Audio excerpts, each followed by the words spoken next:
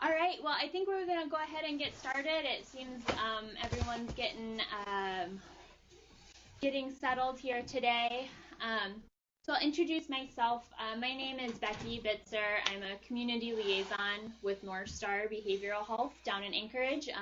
But I travel all over the state to provide trainings and also information about services to communities across the state. And so I'm here in Barrow. I've been here for a couple days, and I'm here today to provide this training. So thank you all for calling in, and thank you all here for coming in person to spend your Saturday talking and learning about this topic.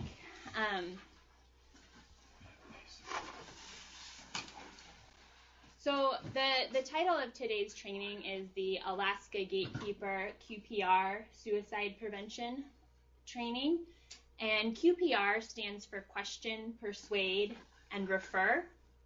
And we'll get into a little bit more in the second half of the training about what that means.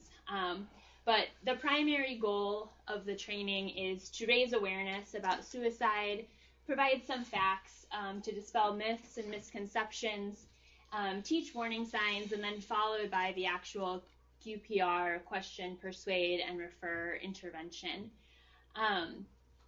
And so we'll start with a little bit of background information about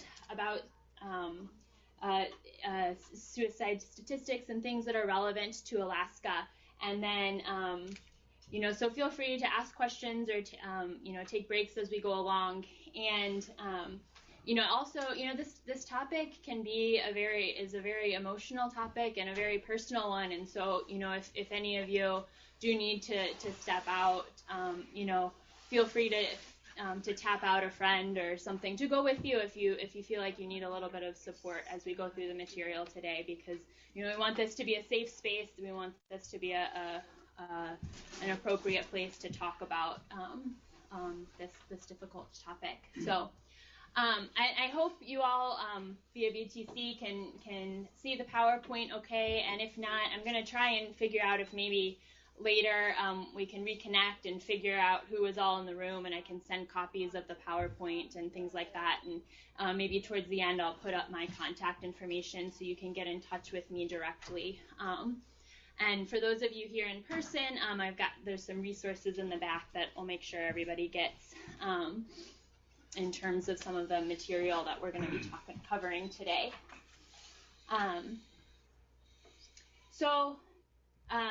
To get started, this training is designed to prepare just anyone in the community, just general community members, to provide some help and to figure out how to refer individuals who might be at risk for suicide. But it's important to remember that even with this information, there is no guarantee that suicide can be prevented. These are some simple tools, some strategies to use, but ultimately, sometimes these events happen, and but it's important to remember, though, that as long as a person is living, there is an opportunity to prevent suicide. So get started with a little bit of a little exercise to really get at, what are some of the beliefs and thoughts about suicide in our culture that do make it so difficult to talk about. You all via VTC might not be able to see, but I'm gonna just write some of the ideas that come up on the board over here. But if you all want to chime in as well. So what are some reasons that suicide is difficult to talk about? It strikes a chord. It hits someone deep emotionally. Mm-hmm. The religious views of suicide.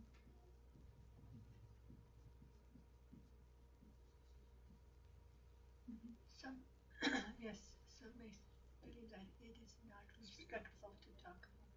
Not respectful to talk about.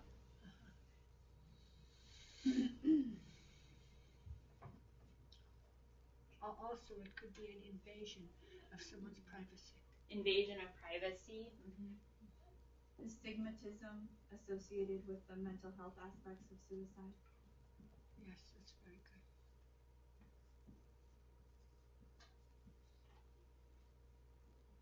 never know who could be suicidal, so it's kind of hard to talk to other people because they might have ideas in their head too. Mm-hmm. Yeah, just not sure how to not sure how to approach it. Mm-hmm. Sometimes people think if you talk about it, it may provoke it or instigate it. Mm-hmm.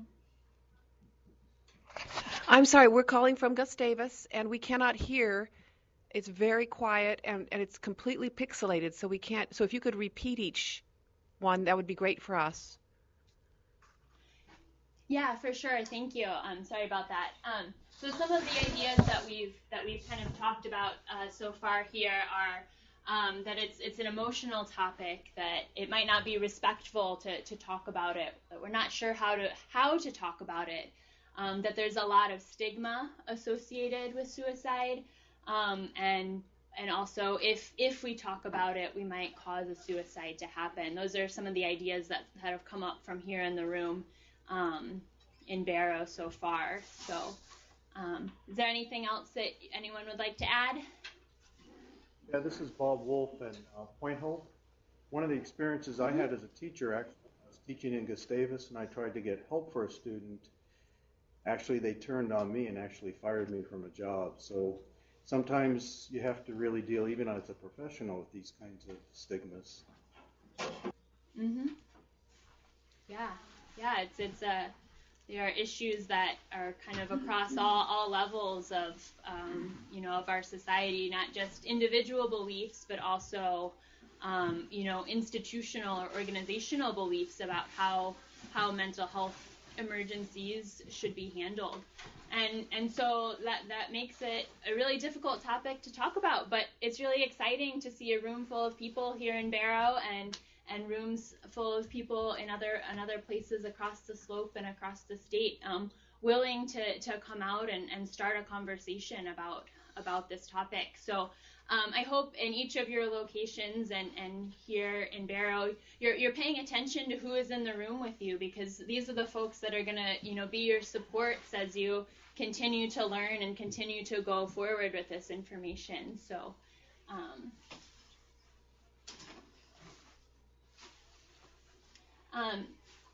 so the state of Alaska has developed a statewide suicide prevention plan that covers 2012 to 2017. I have a copy of the plan here. I'll pass around to the folks who are here in person. But it is available online if you would be if anyone is interested in taking a look at it at a later date. But the basics of the plan really get at, that every life matters, and you are not alone. Together we can prevent suicide and save lives.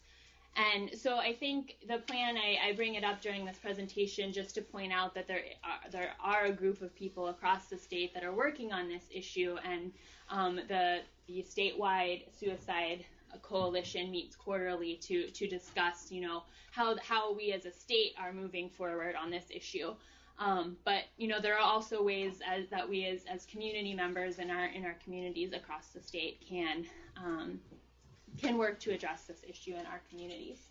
So they were up in Barrow. I see a picture of them with our whalebone arches. Oh, very nice. Yes. So some local flavor in the plan there, for sure. So one of the ways that we like to think about the impact of suicide is using a public health model or an ecological model. So a suicide, it impacts an individual, but it also impacts the family, the peer group, the whole community, and eventually our whole society. And this ripple effect can be something that is really negative. It spirals out, from an individual who doesn't feel supported by their family or peers, who don't know how to access the resources that are available in their community, and so forth. But this model can also be used in a positive way. If we begin to have individuals who feel supported by their family, by their peer groups, who know what the resources are in their communities and feel safe and able to access them, to a whole society whose ideas about talking about suicide have shifted. We can kind of change those perceptions, change some of those things that we talked about earlier about why suicide is such a difficult issue to talk about. And so this ripple effect is just one way that we can look at this this issue and the goal of this training, really.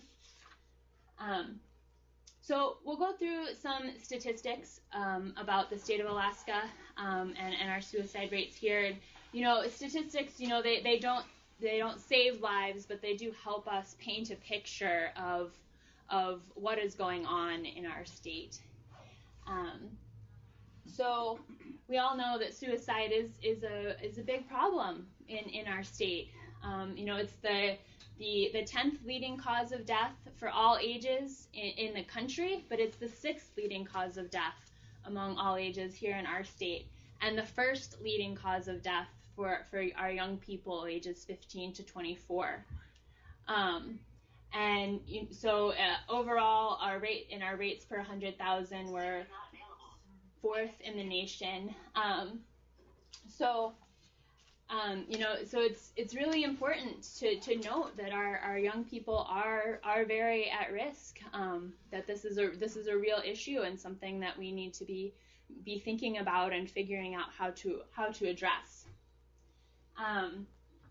So in Alaska and nationwide, really, men are at greater risk than women. Does anyone have any ideas about why that might be? Well, I know men are more likely to actually commit it, but women are probably higher when it comes to wanting to do it. Mm-hmm. Yeah, so statistically, women make more suicide attempts than men, but men complete their suicides more often. And kind of looking at the whole, that's because men tend to use more lethal means. So men might be more likely to use a gun than pills or things like that, which allow for more of a window of opportunity for intervention after an attempt has been made. And so there's some demographic factors that put folks at higher risk. Alaska Native teenage boys and young adult men are at extreme risk. Folks who are veterans or who are in the military. And I think something that's interesting is that Alaska Native teen boys, speaking about demographics and age, Alaska Native teenage males are at high risk, but also white males over the age of 65 are also a high risk age group, or individuals, elderly individuals. However, there's an exception in the Alaska Native population in that elders are actually at low risk, whereas nationwide, older folks are at higher risk. Here in our communities, we actually have some really great strengths and resiliency resources within that older population. So I think that's really important to point out as we're thinking about different demographic categories. So I'm not sure how well this map is showing up for you all out on VTC, but this shows the state of Alaska and the rates of suicide from 2001 to 2012 by region. And so our statewide total is 21 suicides per 100,000. So up here in Barrow, that rate is higher than the statewide average at 33.8 suicides per 100,000. And the highest rates per 100,000 is in the Norton Sound region with 69 suicides per 100,000.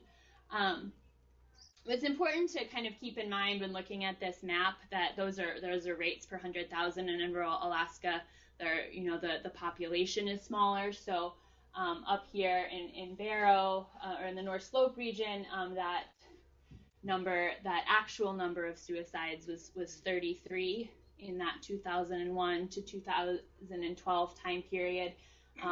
In the Norton Sound region, the actual number of suicides was 80 in that time period. But then looking down towards the Anchorage, South Central region, the number was much higher at 878 actual suicides completed. So just kind of gives you a picture of what's going on around the state. Could you repeat that last? That it was how many? What? 878 suicides in the Anchorage area from 2001 to 2012. Mm-hmm. Yeah. So. Excuse me, this is Gustavus. Is that per 100,000, or is that the actual number? Yeah, so 878 is the actual number. Okay. For the Anchorage area. Mm-hmm. Okay. And could you tell us about the southeast numbers? We can't see it because of the pixelation. Right. Yeah. So southeast, the rate per 100,000 for southeast is 18.6, which was 157 individuals from that 2001 to 2012 timeframe. Thank you so much. Yeah.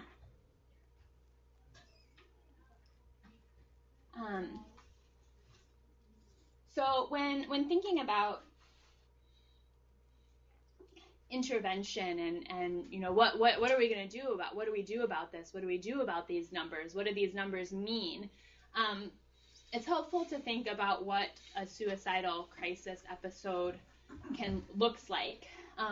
And the typical way that it works is that a person is stable for a number of years, and then there's some sort of crisis or hazard that they encounter in their lives. The crisis peaks, and then the crisis diminishes, and that person returns to being stable. And that crisis period, it can last, anywhere from days to a few weeks. But where intervention is important when thinking about a suicide intervention for someone who might be suicidal is in this period where the crisis is beginning, a crisis is peaking.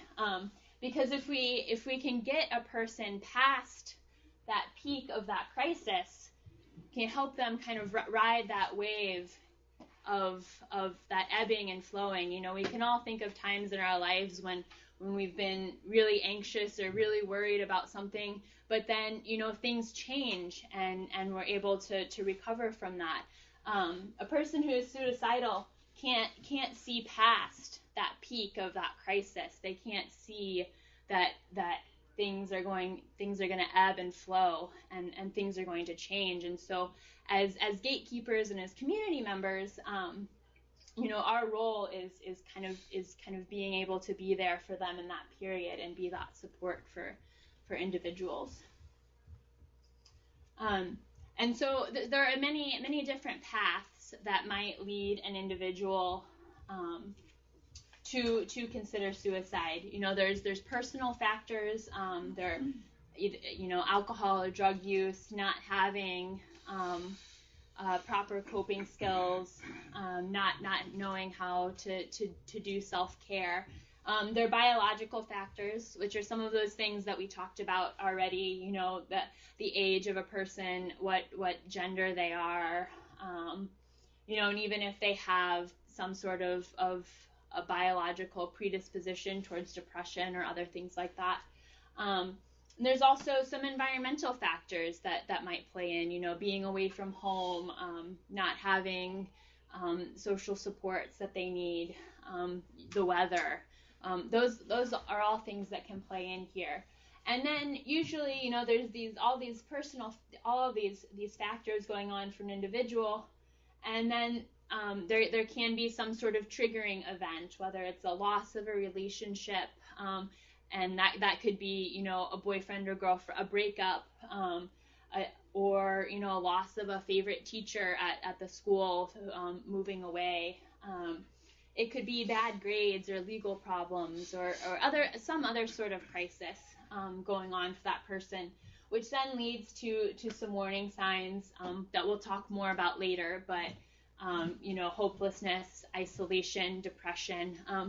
And hopelessness really is one of the biggest predictors of an imminent that suicide is imminent, is when a person has no hope for the future, no hope that things are going to get better, that they're going to get over that peak of that crisis. So these are all things that could be going on that may lead a person down the path towards suicide.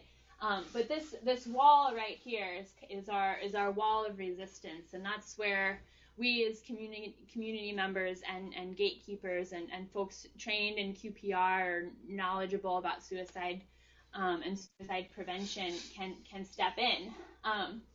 And so thinking about this wall of resistance, what are some protective factors that might be helpful for a person not to commit suicide? I'll write some more of those down over here. There is always hope. Mm-hmm. So finding some hope, finding something to be hopeful for. There is always hope. Hope never dies. Deb? For the individuals that I know this year that committed suicide, guns were available. Is that a protective factor? One family had a locked gun case, but the 21-year-old got access to it. So I don't know if that's superficial, because people always find a way, but all 4 of those individuals had access to guns. Yeah, and so that comment was about access to guns, if that was a protective factor, and that is that can be a protective factor, is restricting access to means. Yeah, definitely. And we'll talk a little bit more about that in a couple more slides. Talking with family and friends. Talking with family and friends. Culture.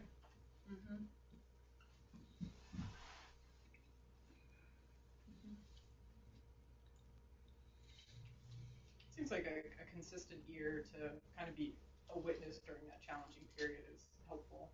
They don't have a fragmentation, maybe with not a lot of friends and things like that. But. Yeah. So a consistent support. Yeah. Not sure if I spelled that right, but we'll go with it. All right. Yeah. So these are some things that we can be thinking about in terms of, and we could go on with more protective factors, but these are some things that we can be thinking about in terms of what can we as individuals do to support these things in our communities in order to provide a buffer to that risk for suicide. And so here are a few more. Responsibility to others is one that comes up a lot. If you have pets or children to take care of, even if you get to that point, you feel responsible for other people, and so you're not going to take your life because of that. If you're in AA or NA, your sponsor, being sober, sobriety, being in good health. So these are just some others that we can think about. Well, one thing that I don't see over there is pastoral intervention. Pastoral, faith. Yeah, I think spirituality is up there at the top. So okay. Yeah, but I wish they were more specific. Yeah. What about reading them all for the folks who may not? Yeah. So for those of you who might not be able to see, I'll go ahead and read through them all. So some of these protective factors include spirituality, responsibility to others, pets, good health, medication compliance, love, responsibility for children, support of significant others, traditional values, a sense of hope, helping others, friends, a sponsor, a safety agreement, difficult access to means, and sobriety are the ones that we have listed here. But there are many others that could be included on this list. But just to kind of get you thinking a little bit, some ideas. And so when we're thinking about suicide, it is important to keep in mind kind of the history of Alaska and the history involved in historical trauma and oppression that was in the past and continues to be a part of our institutions and the places where we live and work. And you can probably go into this in a lot more detail, but just important to note that these things do play a role in suicide and should also play a role in our suicide prevention efforts. So, did you have a question? Okay. And then before we transition into the Alaska Gatekeeper QPR intervention, we do want to say a few words about alcohol in terms of intervening with a person who might be suicidal, because with alcohol use increases the risk for suicide because it decreases our decision-making skills. And so as gatekeepers, as community members wanting to intervene, wanting to help, we just need to be careful, protecting ourselves, making sure we're not getting ourselves into situations that are not safe, even because we're trying to help a friend. So some simple pointers, would be, not to give alcohol to someone who is at risk of suicide. Don't drink with someone who you are worried might be suicidal. And then, when that individual is sober, then that's the appropriate time to follow up, to use some of the QPR intervention skills, to ask them how they're feeling and to encourage them to get help.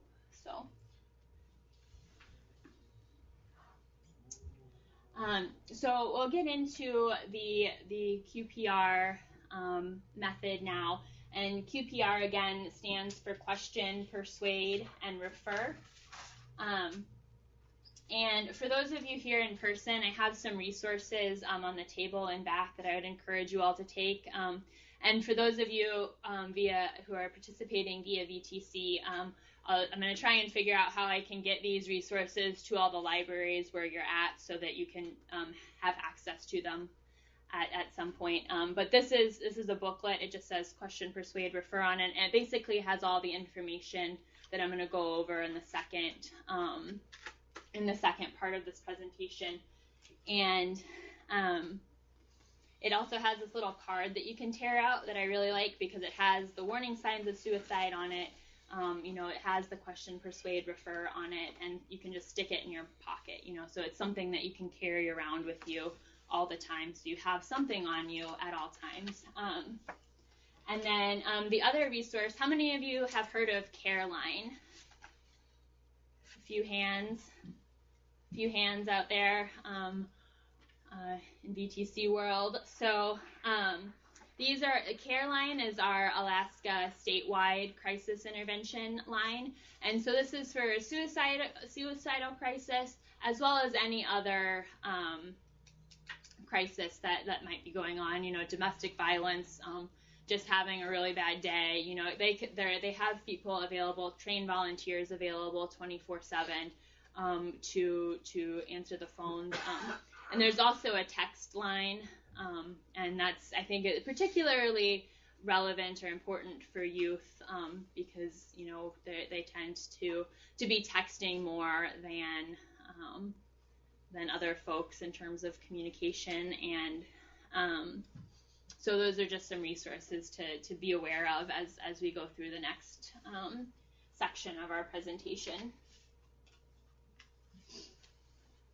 So at the end of today, you all are not going to be trained professional counselors ready to go out in the world and provide therapy. There might be a few of you in the room who are that already, but for the rest of us, that's not going to be the goal of this training.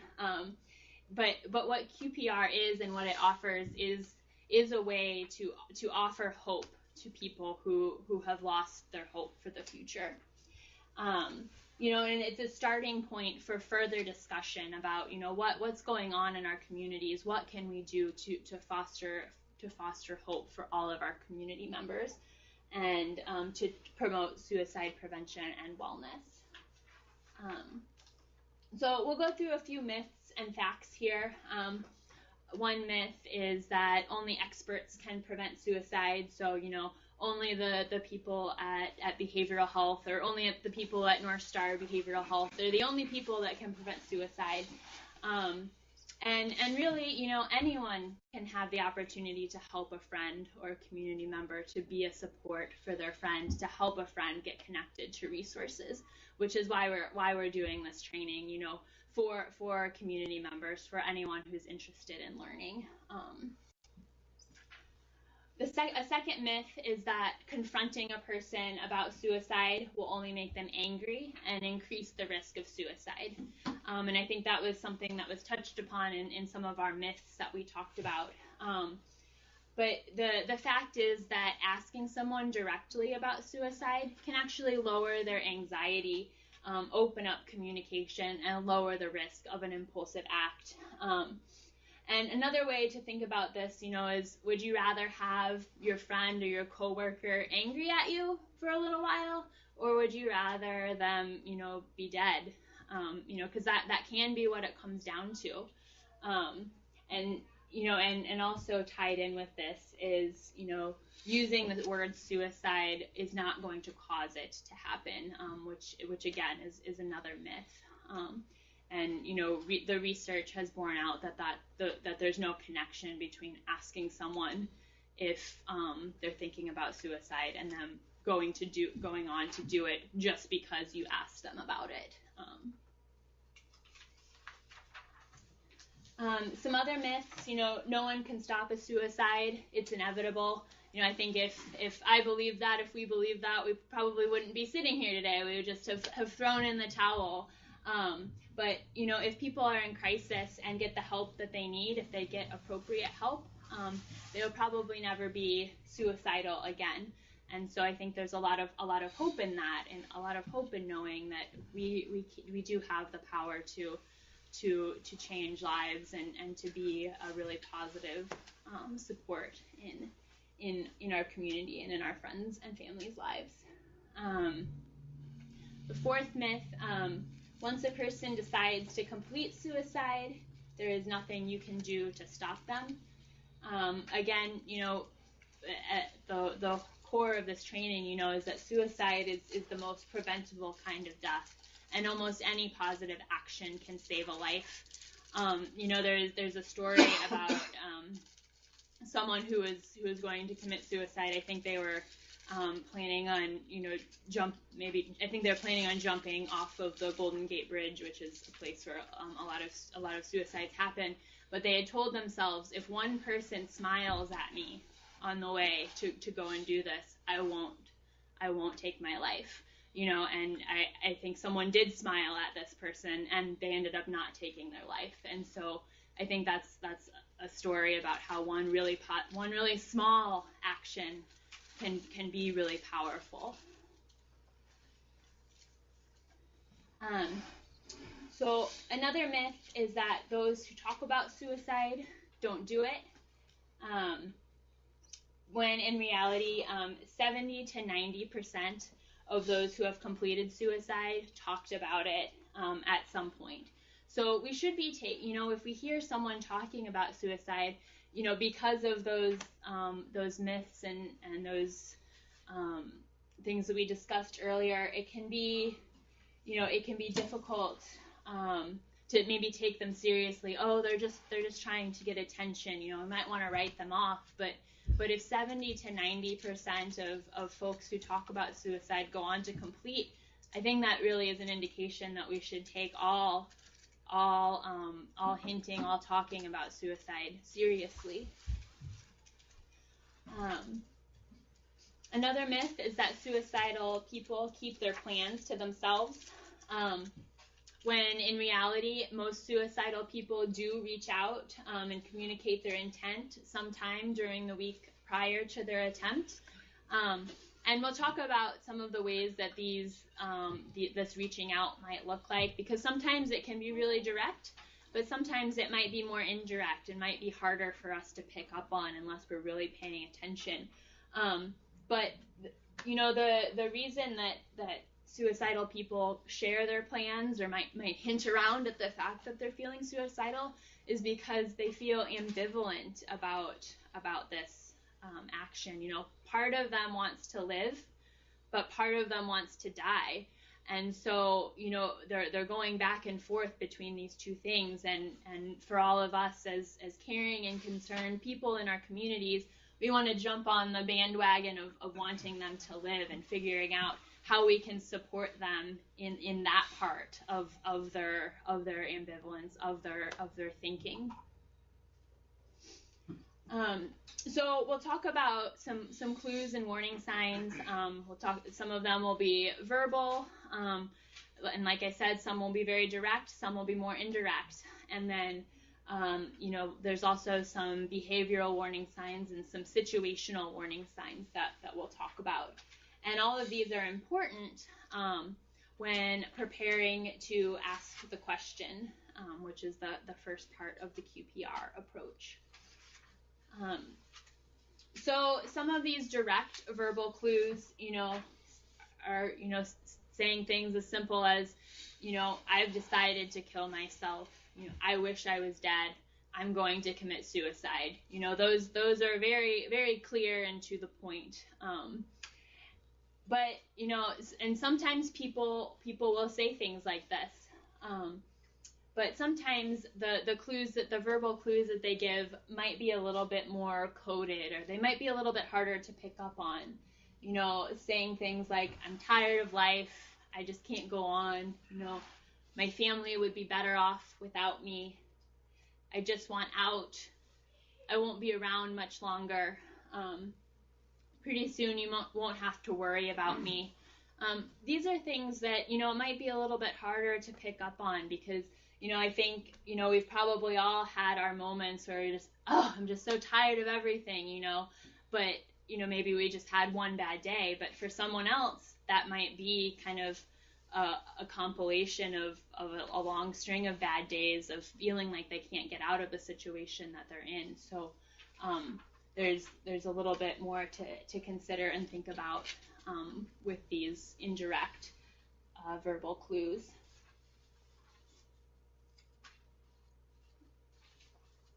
There are also some behavioral clues that people might share.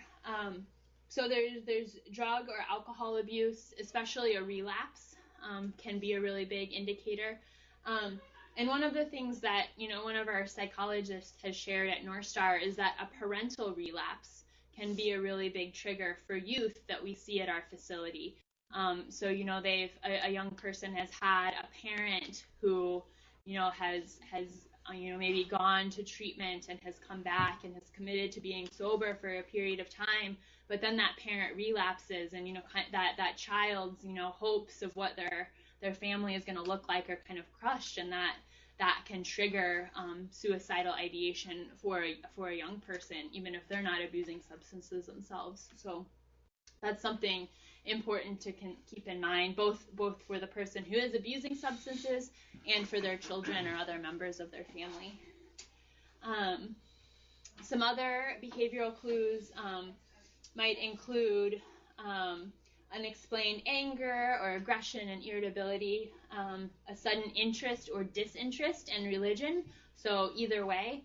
And also, in someone who has been depressed, a sudden, unexplained, but seemingly positive behavior change. Does anyone have ideas about why that might be a warning sign? Resignation, decided it's time. Mm-hmm. Mm-hmm. Yeah, so, in someone who maybe has been depressed for a long time and who's been in this period of ambivalence for a long time, should I live, should I die?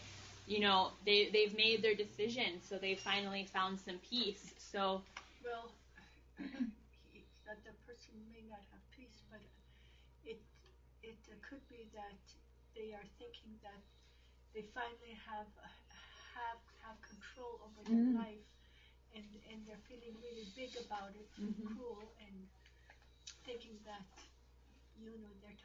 they are topping it off and they are fixing things up and fixing everyone else. you know, but that doesn't necessarily mean that they have peace. I'm not sure they do. I don't believe they do. Yeah. So maybe thinking of it more as a person finally having control over what's happening, or finally feeling like they are, maybe doing something good for their family, because they've felt like they're not, that they're not contributing. So they, So that's a good way of putting it. So it's more about having control, and yes, okay, this is what I'm going to do.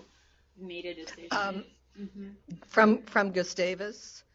I was principal of a school in Kansas for students with emotional and behavior problems, and one of the things we had one of the classes doing was counting positive and or now feelings, I guess it was, whether they were positive or whether they were negative. And we had 3 students who one day had a jump of times 10 in their positive count. And that night, obviously different days, but 2 of the students attempted suicide, and the 3rd student committed a felony of over $1,000. So to me, that was a major indication that when somebody has a running level that you know about, and then has a times 10 jump, that's sort of a don't let them go home by themselves that night. Yeah, that's a great, that's a good example. So thank you for sharing that. That kind of highlights that point. So, so some other behavioral clues include, a previous suicide attempt. So for those who have attempted before, they are at risk to attempt again. Acquiring a gun or stockpiling pills. And this, this is, especially in Alaska, we're a state where we've got a lot of guns in this state, but guns aren't necessarily, a bad thing, but, figuring out ways to restrict access to those means can be really important, because across the country, nationwide, 50% of suicides that are completed using a firearm. So that's if we look at ways to restrict access to means, I think looking at guns is a really big place to start. Yeah. Well, is that a factor because some other countries have fewer suicides? Those countries also are not known for populations having guns. Yeah, and so I was just reading. I just got some new slides, actually. I didn't have time to put them in here, but actually talking a lot about means, restriction, and guns. And from what I'm remembering, those countries who have lower access to guns do have lower suicide completion rates. They might still be attempting at the same levels, but their completion rates are lower because they have access to less lethal means. And so, so people are actually surviving their attempts more often than in our country because of that reduction in means. One of the other examples that they provided in this other packet of training that I have talked about, I can't remember, it was some other country where the use of pesticides was a really common way for people to complete suicide. And once they took the more lethal chemical out of those pesticides, their suicide rates dropped by 50%, or suicide completions dropped by 50%. So, so just something to look into for future research. And I apologize for not remembering all the details right now, but yeah, so I think that is something that can be important to look at in terms of prevention. Some other behavioral clues include, putting personal affairs in order, giving away prized possessions, and depression, moodiness, or again, that hopelessness piece.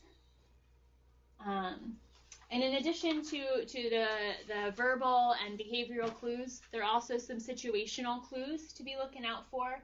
For young people that might, or for anyone that might be being fired from a job or being expelled from school, the loss of financial security, a recent or unwanted move, diagnosis of a serious or terminal illness or chronic pain, fear of becoming a burden to others, loss of any major relationship, whether that's a breakup or an actual death of a family member, or the loss of a favorite teacher, or someone who has moved out of the community that person really relied on.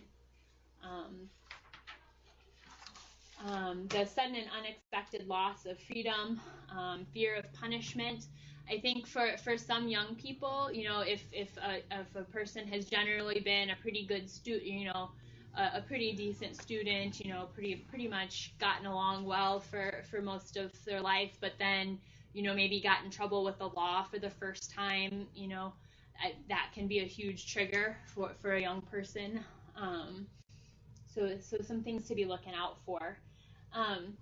So a lot of these verbal, behavioral, situational clues that we've talked about are based on kind of nationwide data.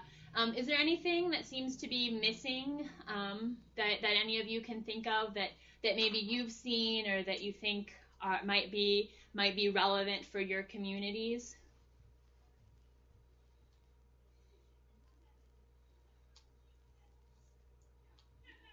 Anything? Okay. Yeah, I think it's a pretty comprehensive list.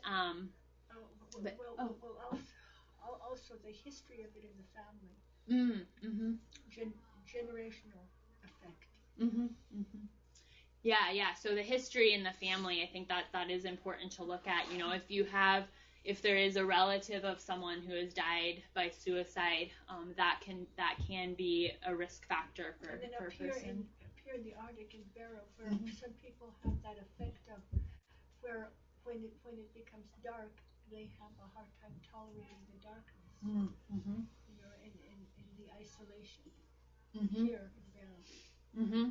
So environmental factors like the weather or the amount of daylight, those are important things to take into consideration as well. Yeah. So we'll get into the question, persuade, and refer now. So some tips on asking the suicide question. If in doubt, don't wait. Ask the question. If the person is reluctant, because they might, kind of fend off your questions or what you're asking them, be persistent, and that doesn't mean hounding them, following them down the hallway, asking, are you suicidal? Are you it's, but it might require more than just a one-time ask. It might require a little bit more work. Another thing to consider is, the setting that you're talking to the person in. You probably, if it's a student in your classroom, you probably don't want to ask them in the middle of class, with all the other students around, are you thinking about killing yourself? Probably not the best time to really make them feel safe and supported. So just some things to think about.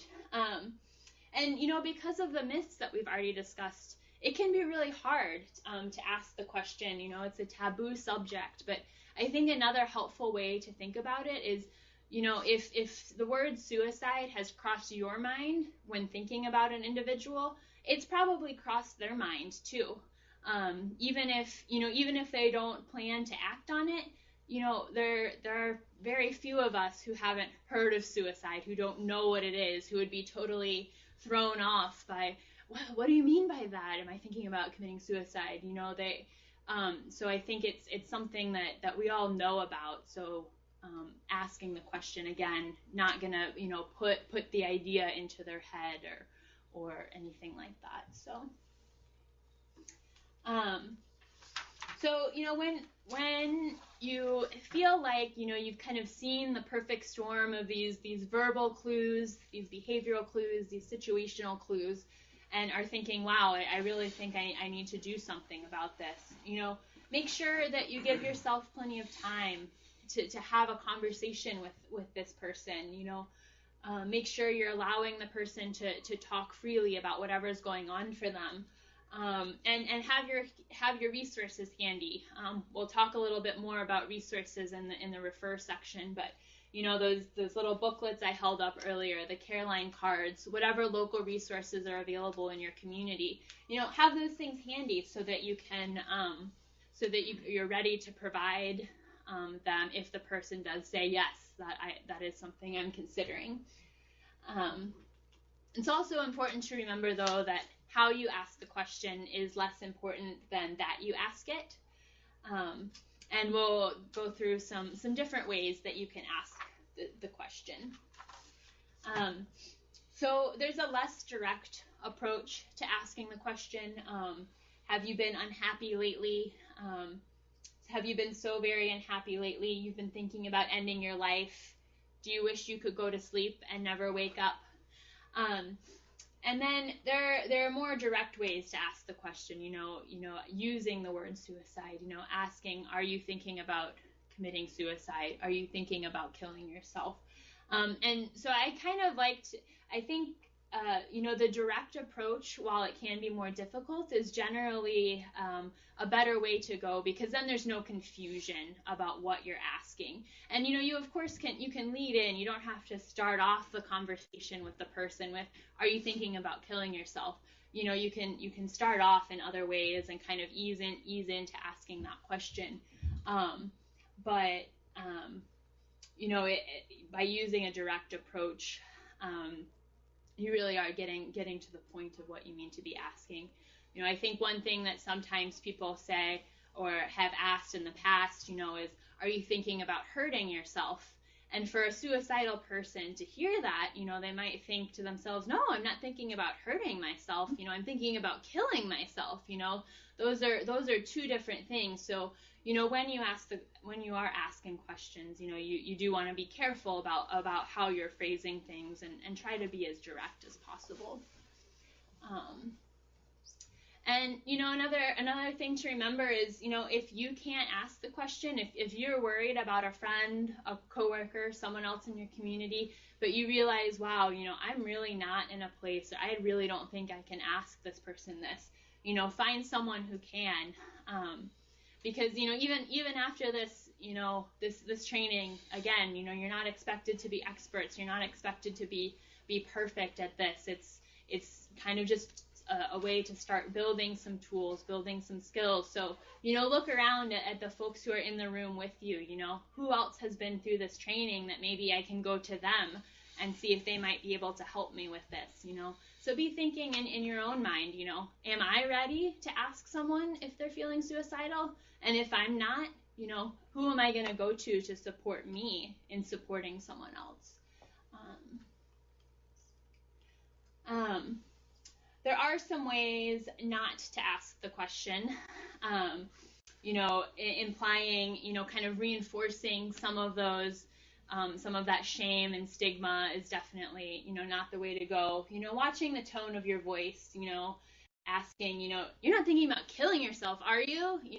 Being kind of derogatory about it. Instead of phrasing it, hey, I've been really concerned about I've noticed your performance at work has been declining lately, and you seem kind of sad, and I'm wondering if maybe you are thinking about suicide. Just kind of thinking about, what way is going to be more comfortable for you to ask the question, and what way is going to make the person you're talking to feel more comfortable in responding. And so one thing that I would encourage you all to do, I don't think, usually I make, I have the classes I do practice, but I think we're kind of short on time today, so I won't have you practice here. But I would recommend that you practice, find someone that you can partner up with and practice having this dialogue, practice asking, because if you don't get comfortable yourself saying it, then even in a practice setting, then it's going to be even harder, if you have to go forward and ask someone in a real setting. So I would definitely recommend practicing, watching the tone of your voice, thinking about how you would ask that question. So the second part of the QPR approach is persuade. So how to persuade someone to stay alive, how to offer them that hope that's going to get them over that crisis period. And the first part of that is listen to the problem. Give the person your full attention, because they're going to see, oh wow, someone's listening to me, someone cares enough to listen to what I have to say. And for yourself, it's important to remember that suicide is not the problem. It's only a solution to a perceived problem that person can't figure out how to solve. And so if you can be there for that person and maybe start talking with them about some other options, or giving them hope that maybe there's some other options out there that they haven't considered that aren't suicide, that can be a way to persuade them to stay alive, to persuade them to get over that crisis period, to be able to think more clearly about how to respond to whatever situation they're in. Again, don't not rushing to judgment, offering hope in whatever way that looks like for you, whatever way you can offer it to that individual. Expressing genuine concern for the person. I want you to live. I'm on your side. We'll get through this. I'm here for you. Those kinds of things can be really meaningful for a person who is thinking about suicide. And as you're doing this persuasion piece, as you're listening, as you're figuring out, what's going on for the person, eventually, it's going to be time to kind of transfer this into the referral section, because again, we're not all professional counselors. We're not going to be seeing this individual for therapy or providing long-term support in a really professional or immediate setting. But we can be kind of a link to getting that person some additional help and support. So asking, will you go with me to get help? Will you let me get you some help? Can be kind of some nice ways to transition from that persuasion to the referral section. And this slide, for those of you who might not be able to see, says, your willingness to listen and to help can rekindle hope and make all the difference. So for referring, suicidal people often believe that they can't be helped. And so this goes back to that being persistent part. You might have to do more. And the best referral involves taking an individual directly to someone who can help. So, if you've talked with them and they really are at immediate risk for suicide, that might mean, driving them to the emergency room, taking them, in your car, or getting a cab with them, whatever that might look like, taking them to a place where they can be safe.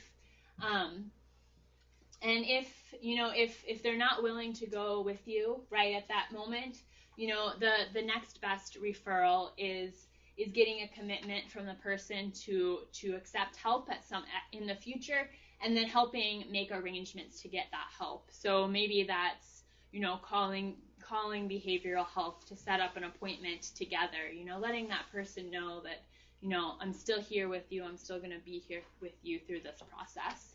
And then the final referral, if they're not really willing to accept one of those other two options, the final way is, just to give referral information, just to say, here's the care line number. If you start to feel this bad again, please call them. Or, if you're willing to be that person, call me back. Call the behavioral health crisis line. Give them some numbers, give them some resources, some things to take with them to call. And any willingness to accept help at some point, even if in the future, is a good option, or is a good outcome. But it's also important to follow up with the person, because if you just have done all this work, all this talking with them, maybe taking them to the hospital or getting them set up over with behavioral health, and then you don't talk to that person again, that's probably going to reinforce a lot of the, kind of shame and stigma maybe they felt around this. And so following up, maybe giving them a call or saying, hey, how did your appointment go? Or, how are you feeling today? Just simple things, or maybe sending a card. Those are all just some ideas about how to approach that. Again, emphasizing that you want the person to live, that you're going to get through it. And getting other people involved is also important. Who else might be able to help? Who else in their family or among their friend group can you call? Who else can you assemble a team around this person to help support them? Because they're probably they're going to need support in that crisis moment, but they're probably going to need some support for days or weeks afterwards. So who can you get on your team to help bring some resources and support around that person? And that's going to vary for each individual. So, again, joining that team, following up with a person with a visit, a card, a phone call, whatever seems like it's going to work for that person. And, remembering when you apply QPR, you plant the seeds of hope, and hope is what helps prevent suicide. So we do have a few more minutes left, and so the third part of this training kind of gets into talking a little bit more about community resources. But before we go into this section, are there any questions or comments or anything you'd like to bring up? Yeah. Well, I'm curious which communities or which countries or states have the lowest rate. Is there any validity to where they say, oh, Hawaiians are the happiest people, or the Danish are the happiest people, or are there other factors such as access to guns? Mm-hmm. Yeah, so the question was, looking at different countries, are there, different other means other than access to guns, other things to look at that determine, suicide rates for countries. And I actually don't know the answer to that. I'm sure there's research out there that talks about, other factors that play in, but that's one that I actually can't answer at this point, but good question. On your last slide, can you go back a slide? Yeah. Yeah, this one. When you hope helps prevent suicide, do we have statistics on that say that is true, and if so, what are those statistics? Yeah, so I'm not sure. I don't have statistics on that, but we do know that there are statistics that suggest that hopelessness is one of the biggest risk factors for suicide. And so I think kind of spinning that around, if you are providing a person hope, then you're kind of getting in the way of that, one of those biggest risk factors. Does that make sense? Mm-hmm. Or well, it does, but it doesn't necessarily make it a true statement. That's all I was thinking. I just wondered. Yeah. So I don't have. Yeah. Mm-hmm. Yeah. Okay. Thank you. Mm-hmm. Yeah.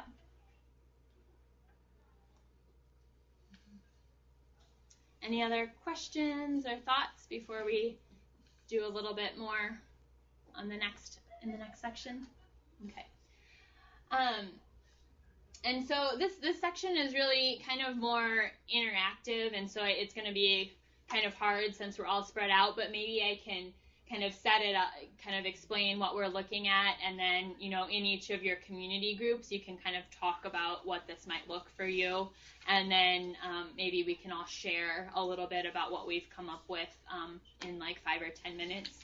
And so basically, it's just a little bit of an asset mapping thing, and we'll just kind of be thinking about 3 different categories. So thinking about kind of individual characteristics that are assets either within yourself or within other community members. So those can be things like things that people are interested in, people's careers, or, people qualities, like being a good listener, things like that.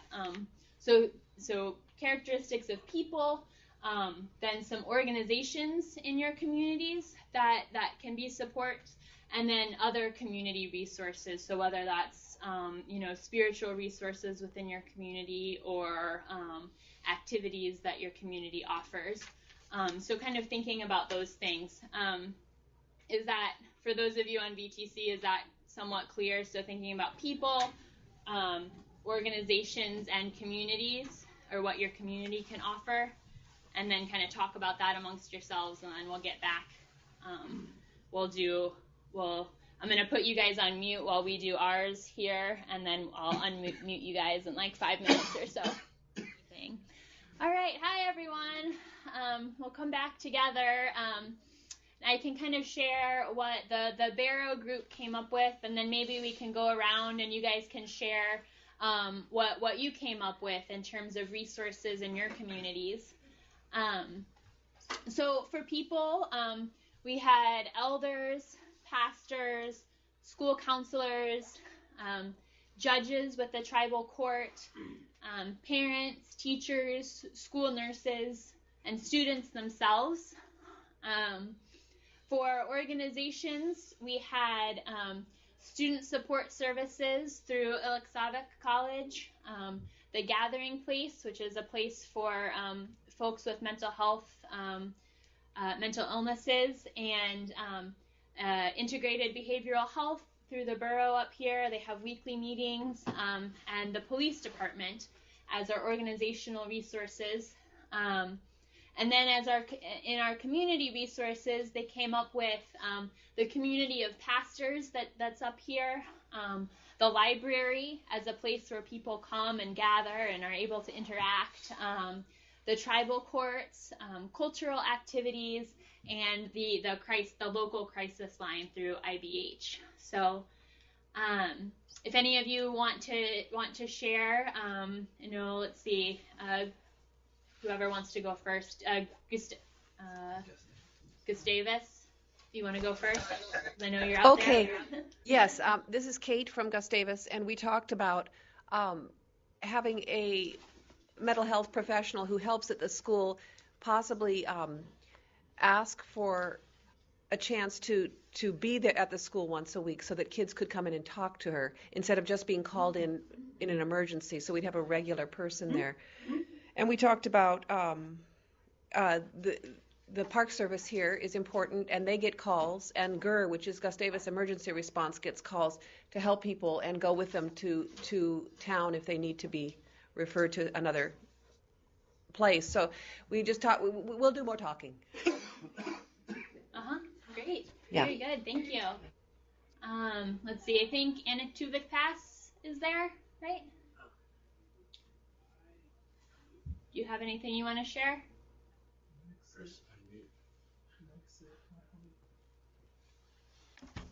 Hello. We came up with respected elders. Hi. Respected elders, family and friends. We have the TCC counseling, the health aides, national state hotline. In the school, the teachers, the counselor, the clinic, the VPSO, emergency fire department, the doctor on call or the counselor on call, and church elders or church members. Wow, great. Good list. Thank you. Nuixit, are you there?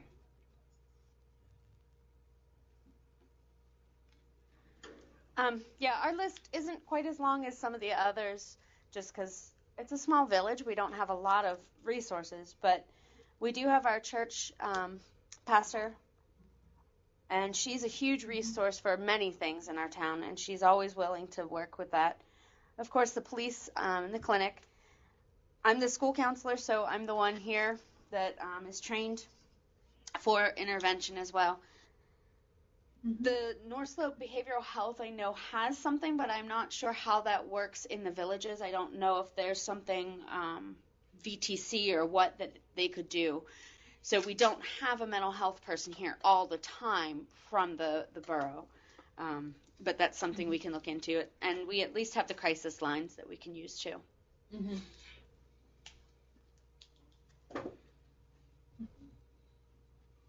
Okay, great, thank you. Not sure who else is. Point Hope. I know you're there, I think. I'm here.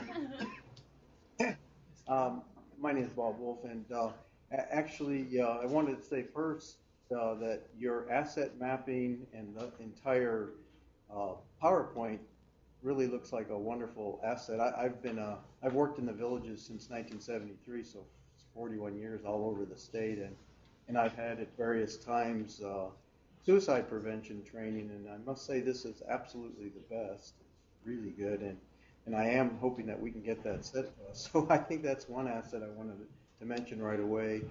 I think, in fact, I got several of my students here.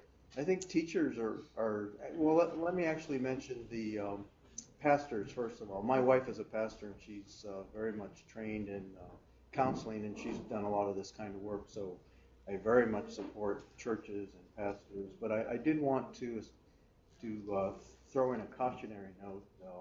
I had one student in Gamble on St. Lawrence Island who was sent to one of the church workers who ended up convincing the child that he basically had a demon in him and he committed suicide. So that has to be done really carefully. It can't be just done haphazardly. But also, what I was going to say is that oftentimes those of us who are teachers, we really are right in the front line, and having a resource like what you have here would be really good. And we need to do a lot more training of our students with the kinds of materials that you have, and definitely our staff. So I think we would like to expand upon that asset. And just lost a student a few weeks ago who we tried to get counseling for, and we just weren't fast enough. So we also need to learn better ways to actually intervene fast enough. And oftentimes in the village, and I hate to say this, we have so many suicides that sometimes we get a little numb to it and we don't act fast enough. It doesn't just get us a heightened perception. So we have to always be aware of that. We need to act fast. We need to know our assets that we can really get to very quickly. Does anybody else want to say anything? Right. But anyway, thank you so much for this. Yeah. Well, thank you for your feedback. Something just popped up that said we only have 5 minutes left. So before I run out of time, I'm going to try and write my email address really big up here so that you guys who are participating via VTC can see it, and I'll move it over in a second. So if you would try and email me and just let me know kind of what resources you're looking for, whether it's the PowerPoint or if you want the booklets or what, then I can mail you whatever you're looking for. Sorry, I'm kind of new to this whole VTC thing, and so I don't know if you can see that or not, but my email is Rebecca, REBECCA .Bitzer, B as in boy, ITZER at UHSINC.com. So if you're interested in more resources or just kind of connecting and have other questions, please feel free to email me, and I will try and get a hold of a list of whoever participated and try and send some resources to the library, if nothing else. So, yeah. Could I just make a quick pitch about actually the court system? Because, like, even people out in the village, they can file a petition on court forms that asks for a screening investigation for someone, and then the judge can order that, and that will get the behavioral health people involved. And we have had that sort of a scenario in some villages. So even though there's not like a clinician living there, there's a way to activate that whole system by going through the state court. Great, thank Judge you. Jeffrey, who can order that? Any individual? It has to be a clinician? No, the judge orders it. But who can file it? Yeah. Anybody could. Anybody could.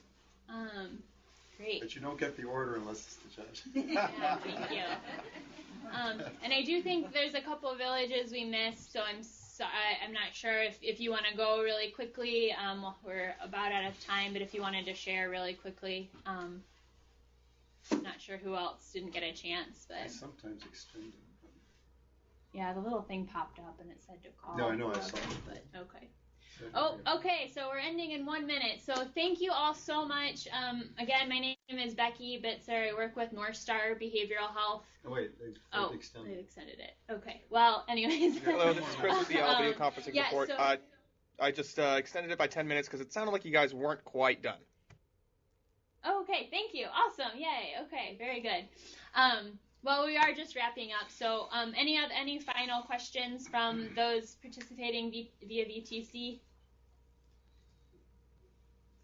All right. Well, thank you all so much for coming, and please feel free to get in touch if you do have any questions. And thanks for bearing with me as I try to manage the VTC and in-person thing. This is a new, kind of a different way to present. So, thank you very much. Yeah. Thank you so much. Thank you.